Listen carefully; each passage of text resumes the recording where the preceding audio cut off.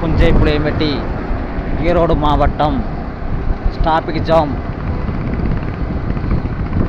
புஞ்சை Puliyampatti பஸ்ஸுகள்லாம் லாரிகள்லாம் traffic jam.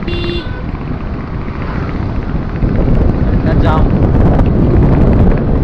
Add ரோட்லேருந்து bus stand வரைக்கும் traffic jam.